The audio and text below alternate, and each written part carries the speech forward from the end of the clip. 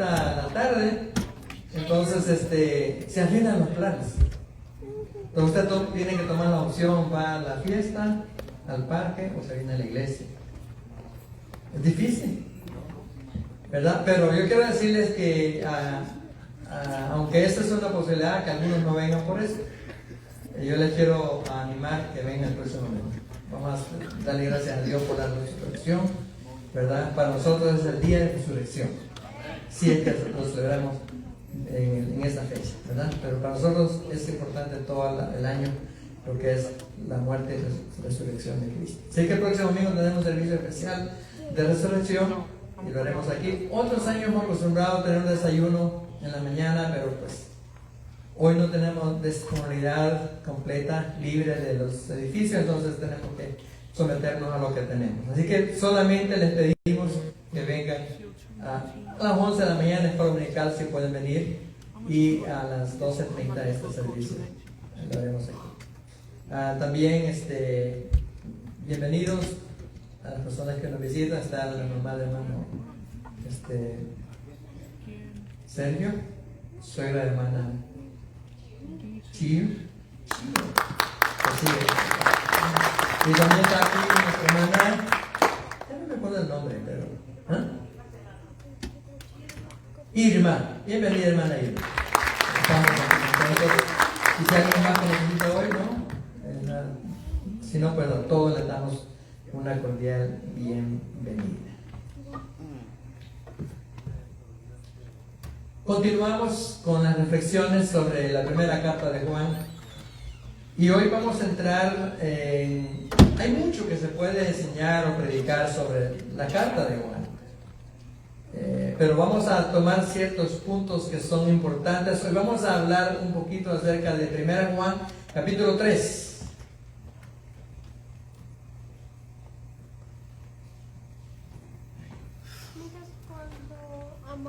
Y vamos a usar los versículos 1 a 9. Y en esos 9 versículos hay unas cosas importantes que yo quiero que juntos analicemos. Como dije, hay muchas cosas que se pueden decir texto por texto, pero vamos a tomar ciertas verdades que considero importantes recalcarlas hoy. Muchas gracias por estar aquí este día. Oremos por los hermanos que están enfermos, ¿verdad? Hay varios, como que hay un virus que está renaciendo estos días, ¿verdad? Y gritando, así que cuidémonos, ¿verdad? Si lo encuentra por ahí, dile, apártate de mí, virus, ¿verdad? Porque están duros estos virus nuevos. De un hijo de Dios. Y quiero combinar esto con lo que he estado hablando en la retórica que he usado en los cantos, ¿no? O sea, estamos en una lucha. Y en una lucha nosotros podemos ver los problemas que se nos avecinan, o que están enfrente, o los que están acá. Y es natural tener que ver y enfrentar los problemas. Pero el secreto del cristiano está en que en medio de sus luchas espirituales o luchas de esta vida, puede mirar, puede tratar de entender y tratar de abrazar las verdades de la Biblia que nos ayudan a vencer esas luchas. Y yo creo que una de esas cosas, hermanos, es ver esas bendiciones que usted y yo tenemos por ser hijos de Dios. O sea, decía un predicador por allá, no somos un 10 de pan. En aquellos tiempos con 10 centavos se compraba mucho pan, ¿verdad? No somos un 10 de pan, no somos cualquier cosa, quería decir. No somos algo que sobra, no somos algo que no tiene valor. Usted y yo tenemos un valor extraordinario, no por quienes somos, no por de quién venimos, sino por quién somos en Cristo Jesús. Ahí está la diferencia. Entonces hay unas marcas distintivas y yo quiero mencionar una de ellas. En este capítulo, después vamos a irlo leyendo por partes, el apóstol Juan, que es quien escribe esta carta, aborda dos temas centrales que tienen que ver con nuestra vida cristiana. Aborda dos temas centrales que tienen que ver con su vida y vida cristiana. Y el primer punto que Juan habla aquí es que habla de las marcas distintivas de los hijos de Dios y de los hijos del diablo.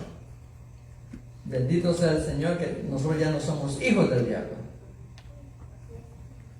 ¿No se alegran por eso? Yo esperaba un fuerte amén. Ya no somos hijos del diablo. Antes sí, andábamos muertos, dice la palabra de Dios, nuestros delitos y pecados, pero ahora somos hijos del Dios Altísimo. Entonces, Juan habla de esas marcas que distinguen a un hijo de Dios y a un hijo del diablo. Yo me quiero enfocar a las que distinguen a un hijo de Dios. Esa es la primera cosa que presenta Juan en estos primeros 9 versículos, o en el capítulo 3.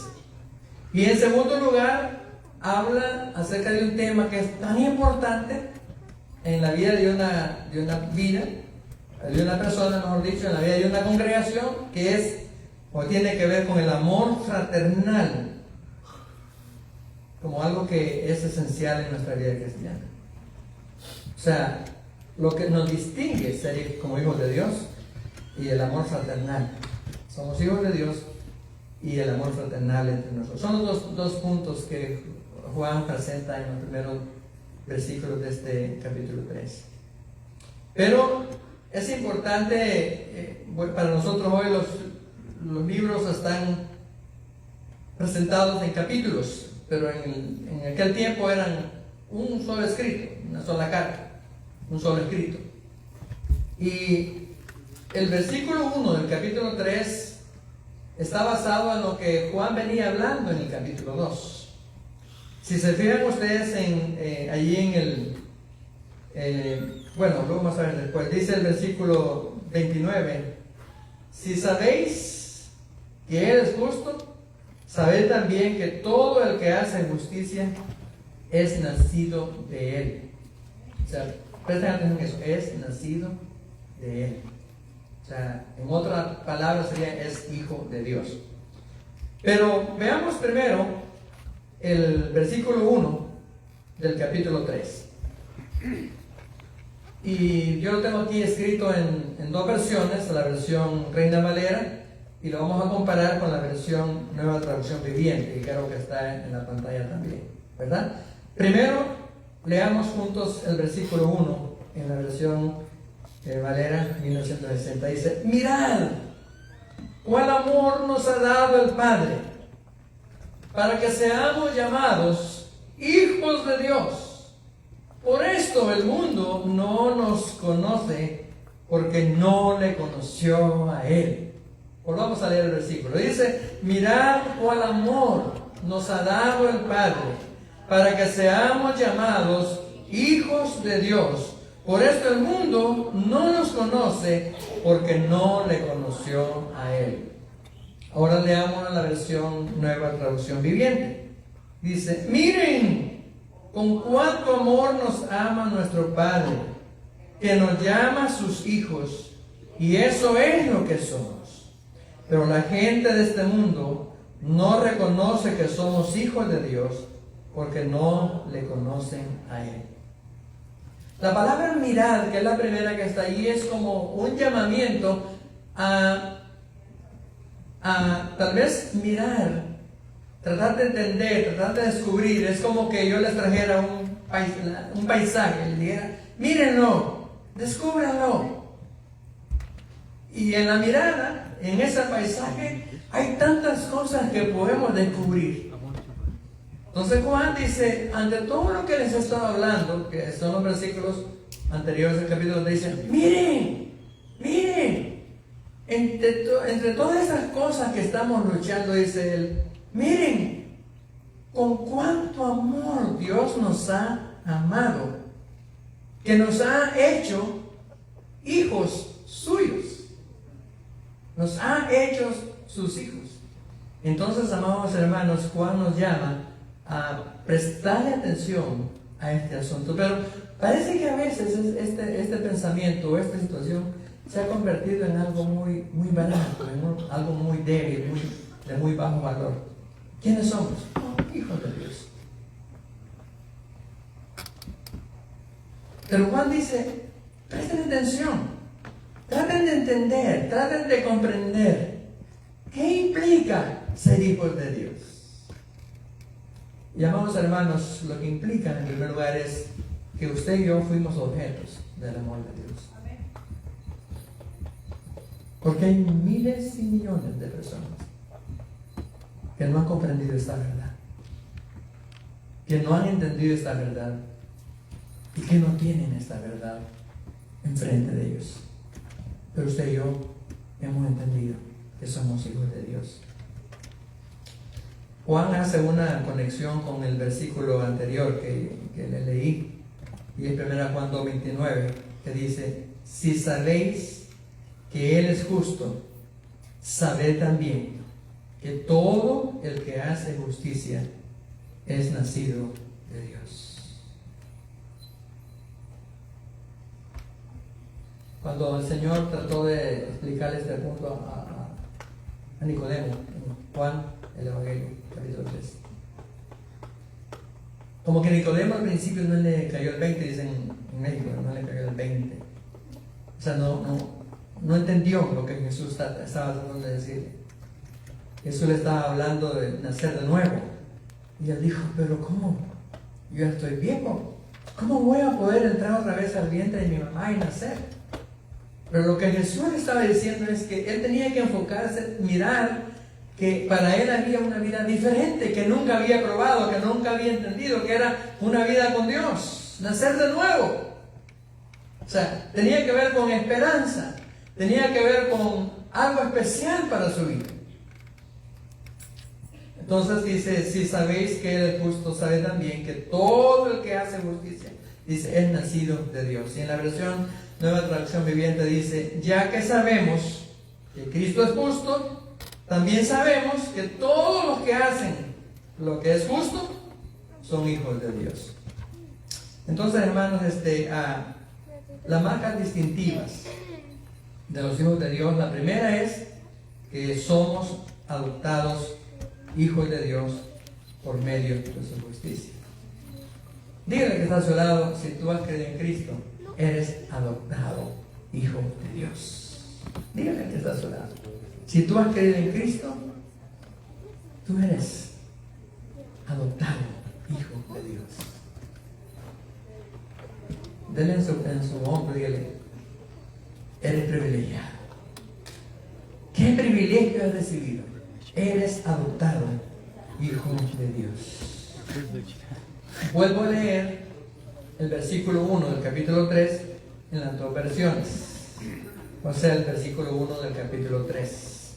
Dice: mirad cuál amor nos ha dado el Padre para que seamos llamados hijos de Dios. Por esto el mundo no nos conoce, porque no le conoció a Él.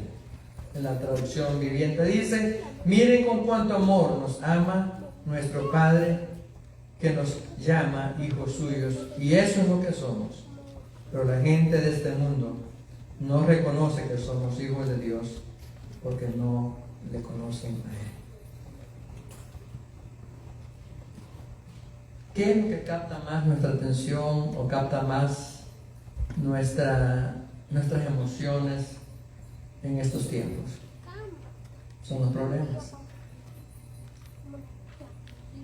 o las cosas que tenemos que conquistar, que las miramos, algunas fáciles, otras más difíciles y otras muy difíciles de alcanzar. O sea, este mundo, o esta vida, mejor dicho, capta nuestra atención en lo complicado, en lo difícil. Y es como estamos. Podemos estar enfrentando problemas, unos migratorios, otros problemas económicos, problemas de pareja, problemas familiares, problemas con los hijos, problemas de trabajo. Y algunos están en la iglesia, están enfrentando problemas. Este mundo está lleno de problemas. Pero Dios a través de Juan dice: dejen de ver ese cuadro. Dejen de ver esa situación adversa en sus vidas. Miren cómo o con cuánto amor nos ama el Padre. Y acuérdense que hemos sido declarados y hechos hijos de Dios. Entonces aquí podemos ver, hermanos, que Juan quiere que comprendamos la realidad, la importancia de ser hechos y amados hijos de Dios. Es un privilegio, es una bendición. Todas nuestras obras de justicia no son, dice Juan, sino la señal de que Dios, en su amor sin igual, nos ha adoptado como hijos suyos. Nuestra justicia no nos salva, sino que es prueba de que somos salvos por su justicia. Dios abrió su corazón para mostrarnos gran misericordia. Mirad cuál amor nos ha dado el Padre. No dice que nos haya dado algún regalo, sino el mismo amor, o en otras palabras, Él mismo se dio hacia nosotros. Y esa es la fuente, o digamos, una situación de altos honores para nuestra vida. Porque Dios se dio a sí mismo.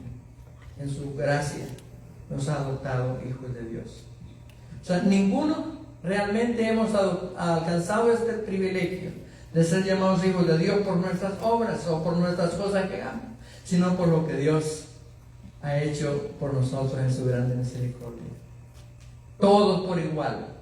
No importa el nivel de pecado en que nos hayamos encontrado, todos recibimos la gracia y el amor de Dios. Entonces, ¿cuál es una de las virtudes que tenemos como cristianos? El hecho de ser llamados hijos de Dios. No olviden nunca, por favor, en sus luchas más adversas, o en sus momentos de terror, en sus momentos de dolor, en sus momentos de más angustia, acuérdese, usted es un hijo de Dios. Y por ser hijo de Dios tiene grandes privilegios, grandes honores y una expectativa gloriosa y hermosa como para poder superar en situaciones. Ahora, en el versículo 2, el apóstol Juan nos llama la atención a otro aspecto. Y quiero que leamos el versículo. Ahí va a estar en la pantalla para que usted lo pueda leer con facilidad. Primero, en la versión 60 dice: amados, ahora somos hijos de Dios. ¿Qué dice después? Y aún no se ha manifestado lo que hemos de ser. Oiga bien, vuelvo a leerlo.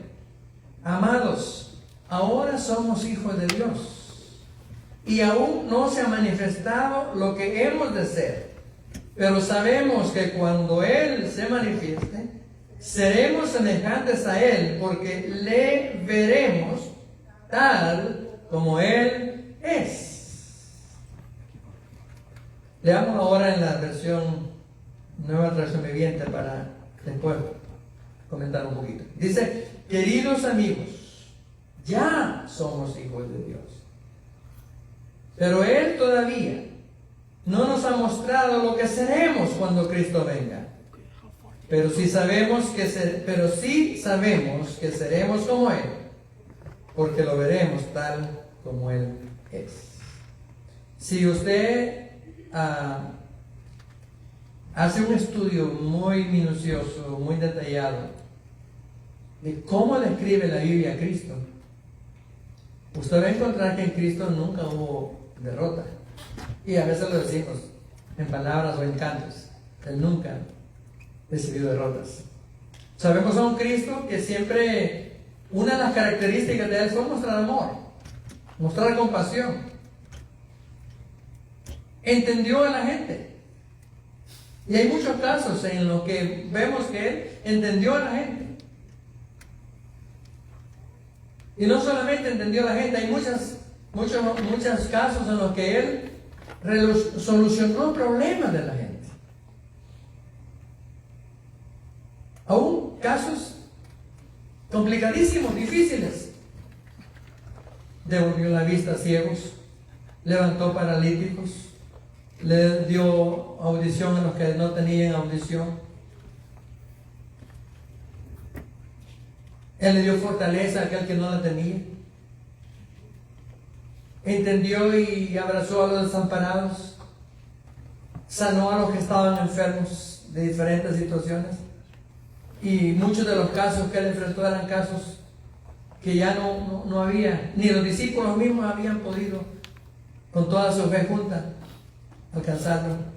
Sin embargo, Jesús vemos un Cristo que es ganador en todos los aspectos. Si hablamos de lo que la gente sentía cuando estaban junto a Él, ¿se acuerdan cuando aquellos discípulos iban de regreso decepcionados?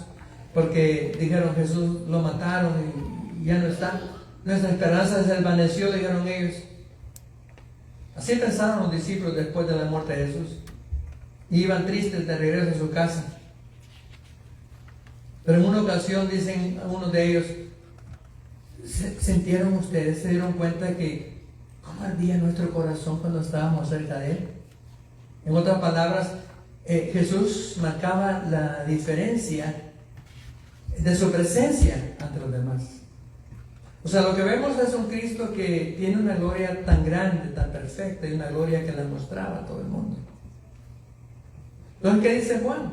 Amados, ahora somos hijos de Dios y aún no se ha manifestado lo que hemos de ser. O sea, cuando nosotros estamos en medio de los problemas, el problema lo que hace es centrarnos en esa situación.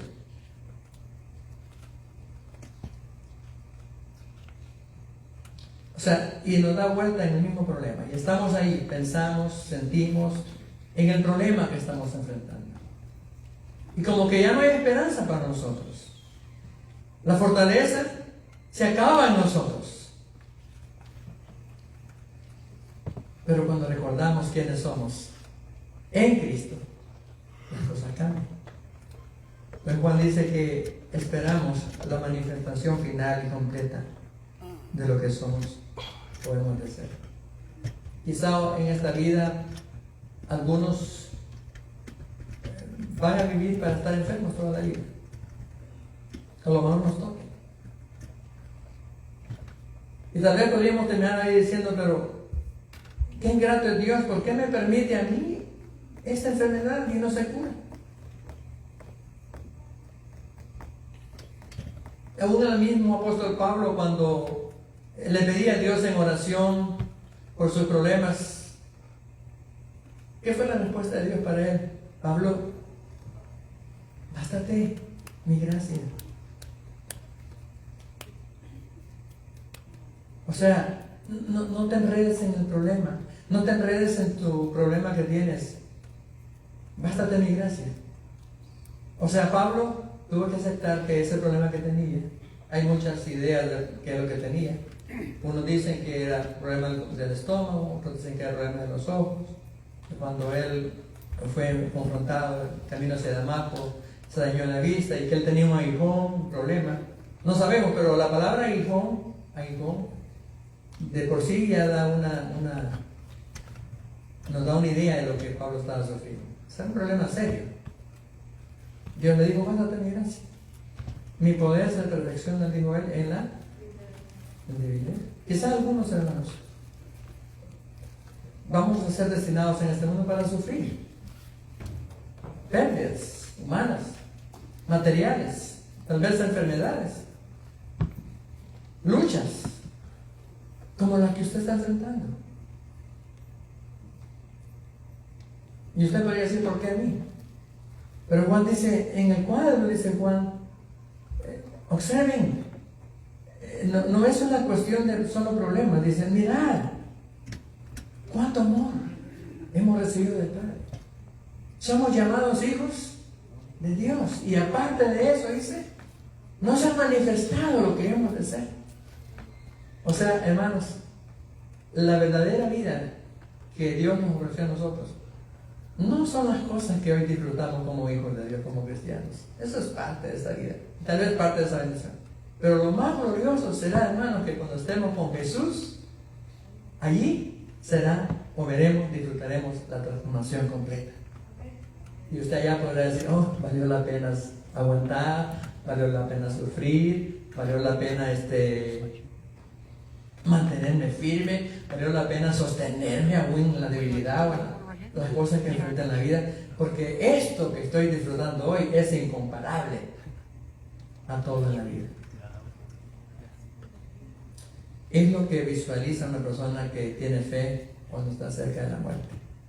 Cuando puede visualizar no lo que está sufriendo, sino lo que viene para su vida que la vida con Dios. Dice el texto que es bien claro: amados, ahora somos hijos de Dios y aún no se ha manifestado lo que hemos de ser, pero sabemos que cuando Él se manifieste, seremos semejantes a Él. Y en la otra versión dice, seremos como Él, o sea, como Cristo. Entonces, en otras palabras, podríamos decir, hermanos, que estas son una de las cosas hermosas que recibimos del Señor, las marcas que distinguen a un cristiano. Una, entender el papel de ser hechos hijos de Dios. Yo le animo, hermano, si usted está desanimado o confundido o débil, como sea, comienza un estudio. Enfóquese en un tema, y el tema es este: ¿qué cosas o qué beneficios tiene una persona que es hijo de Dios? Vea todo lo que la Biblia dice de un hijo de Dios y se da cuenta que hay una riqueza extraordinaria de todo lo que hemos alcanzado en Cristo Jesús. ¿Por qué nos vamos a desanimar hoy? Yo tuve un incidente esta semana y llegué a ciertas conclusiones. He estado pensando en estos días. Sucede que mi esposa tiró una maceta en el basurero negro. Los basureros de hace tiempo atrás eran más chiquitos, de ahí uno podía alcanzar la basura de aquí. Pero los que mandó después a la ciudad son más altos, o sea, casi el tamaño así. Y entonces la maceta estaba allá al fondo. Y vengo el hombre de 68 años, 67, no puse más fácil. Siempre me equivoco con la edad. 67 años. Y actué como un niño. Porque uno, cuando ya está mayor, debe de pensar: ¿por qué voy a hacer esto? ¿Necesito hacerlo? ¿Sí o no? ¿Cómo debo de hacerlo? Es lo que uno tiene que pensar. Vengo y meto la mano y no lo alcanzo, apenas tocaba. Entonces pego un brinco y me voy. No me fui del todo, pero pegué con la costilla esta, hermanos, en el borde del basurero, y solo hay que ir y me quedé sin aire, medio metido al basurero. Y como pude, me regresé, me quedé como hasta en la oscura viendo rueditas. Hermanos, toda la semana he tenido, bueno, ahorita el dolor de aquí ya no tengo tanto en la costilla, pero tengo aquí atrás. Cuando respiro, siento un dolor aquí. Cuando usted me abrazó hoy, hermana, sentí el dolor ahí en mi costilla. Ya saben cómo abraza la hermana, ¿verdad? Pero no sentí dolor esta vez. No está bien. Lo que quiero decir es que yo dije, qué frágil es la vida, tan bien que estaba. Hermanos, ¿qué necesitaba sacar esa maceta? Yo dije, me hubiera costado, pero es lo que actué como niño, no pensé en ese momento. Entonces, lo que quiero decir, hermanos, que la vida es tan frágil que he pasado una semana que para dormir no he podido. Yo no puedo dormir boca arriba. Yo tengo que un rato aquí, un rato acá, después un rato acá, después un rato acá. En la noche ya lo hago automático. Para levantarme o acostarme he tenido que hacerle como una lombriz, así, buscándole la forma de aguantar el dolor. Y la conclusión es que tonto soy. O sea, en la vida uno comete tonterías. Comete tonterías. Yo decía, tan bien que estaba ahí. ¿Qué tenía que hacer esto? Y ya, pues, muchos planes se fuman. Muchas cosas se cambian, ¿verdad? Entonces, lo que quería llegar a decir, hermanos, es que realmente a veces nos centramos en nuestros problemas. Lo que Juan nos está pidiendo es, no se centren en sus problemas. O sea, con una mirada allá. Uno, ustedes son hijos de Dios. Y eso significa el gran amor de Dios por ti. Segundo, dice él, no se ha manifestado aún lo que hemos de ser. Quiere decir que nuestro entorno actual, esté bien, medio bien o mal, con problemas o con luchas, esto no va a ser nada comparable con lo eterno que Dios nos va a dar. Así que, hermano, sus problemas, sus situaciones, pueden ser diferentes si las miramos desde la perspectiva de Dios. Es una gran expectativa. Entonces, ante esta gran expectativa, nosotros debemos mantenernos puros. ¿Qué dice el versículo 3? Ya voy a terminar. Dice el versículo 3: y todo aquel que tiene esta esperanza, o sea, la esperanza de ser como el Señor, o de llegar a ese momento en el cielo cuando estaremos como el Señor, dice, y todo aquel que tiene esta esperanza, en Él se purifica, o se purifica, dice, a sí mismo. Y en la Nueva Traducción Viviente dice, y todos los que tienen esta gran expectativa, o sea, de ser como Cristo, dice, se mantienen puros, así como Él es puro. Entonces, hermanos, la esperanza, después que tenemos de ser como Cristo, debe motivarnos a vivir una vida diferente en esta vida. O sea, no podemos dejarnos dominar por los problemas de esta vida, por fuertes que sean las luchas. Quitemos nuestra atención de esto y pongámosla en esas dos ideas principales que Juan presenta. Y también en el versículo 4, Juan presenta otra característica. Dice, el pecado es incompatible con el nacimiento de Dios. Dice el versículo 4, todo aquel que comete pecado infringe también la ley, pues el pecado es infracción de la ley. En la traducción viviente dice, todo el que peca viola la ley y de Dios, porque todo pecado va en contra de la ley de Dios.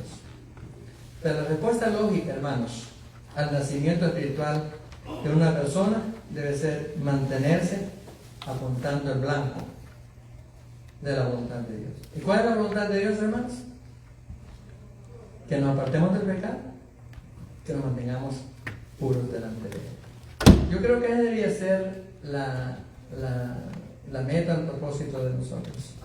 Ante la realidad de que hemos sido amados por Dios, ante la realidad que seremos diferentes a Dios, seremos como Dios o como Cristo, dice el texto, dice, mantengámonos puros delante de Él. Y ahí está la lucha, mantenernos en el camino, mantenernos en la verdad, mantenernos en el propósito de Dios.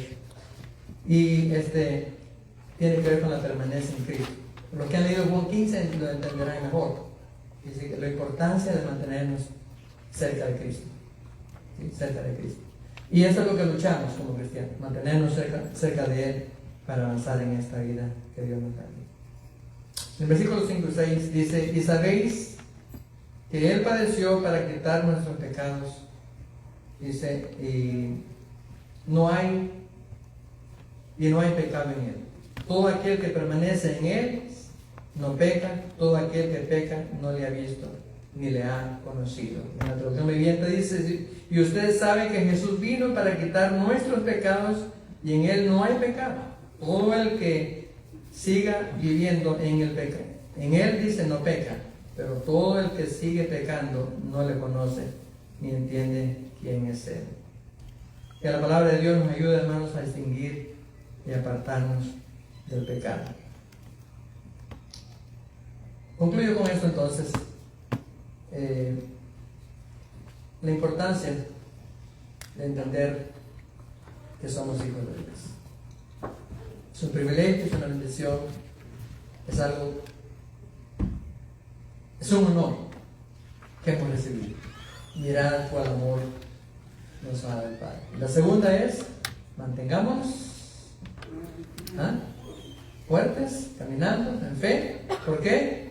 Porque aún no se ha afectado a nosotros lo que hemos de hacer, la expectativa de ser como Cristo.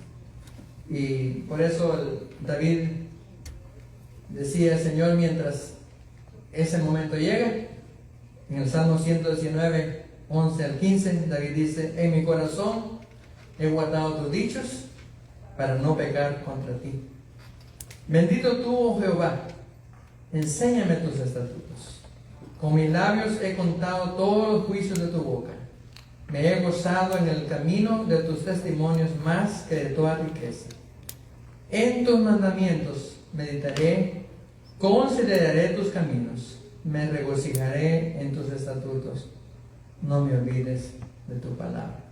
Yo creo que este debería ser como la parte que usted y yo necesitamos comprometernos con Dios. Y en la versión viviente dice: he guardado tu palabra en mi corazón para no pecar contra ti. Te alabo, oh Señor, enséñame tus decretos. Recité en voz alta todas tus ordenanzas que nos has dado. Me alegré en tus leyes, tanto como en las riquezas. Estudiaré tus mandamientos y reflexionaré sobre tus caminos. Me deleitaré en tus decretos y no olvidaré tu palabra. Creo que esto, conectándolo con lo que nos sugería hermano Marco en la crónica, mantengámonos cerca de la palabra. Y esto a través de un devocional diario, como una disciplina para nuestra vida. Hermano, la palabra nunca va a fallar. Es más, dice, nunca regresará vacía. En otra palabra, nunca regresará sin resultado. O sea, la palabra siempre ayudará a nuestra vida. Así que estas es una de las marcas distintivas de un cristiano. El otro domingo, en 15 días nos han dicho, porque el domingo que viene vamos a enfocarnos en la resurrección. En 15 días vamos a hablar en la otra, que es la importancia del amor fraternal entre nosotros. Lo necesitamos, hermano. Yo me fortalezco en la vida de muchos de ustedes. Unos, porque me aman, o me lo dicen. Otros tal vez no me lo dicen, y no es que no me amen, pero hacen cosas que me expresan esa fraternidad. Y usted y yo nos necesitamos unos a otros. Tal vez usted vino hoy con los dos pies bien fuertes, vino derecho, o sea, vino fuerte, pero quizás algunos vino medio caído. Y su presencia, una palabra, una mirada, un saludo, le puede cambiar. El amor fraternal es importante, y de eso vamos a hablar en 15 días, ¿verdad? La importancia de fortalecer y practicar más el amor fraternal entre nosotros.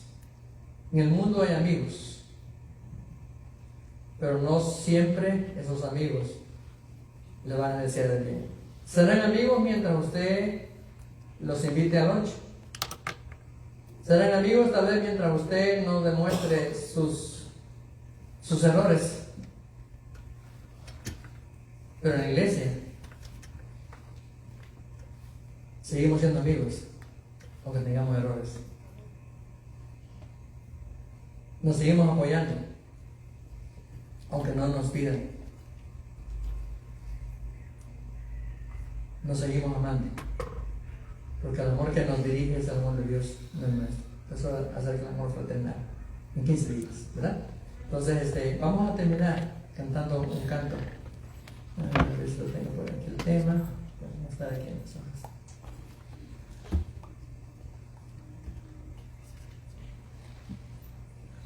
Este canto está basado, lo canta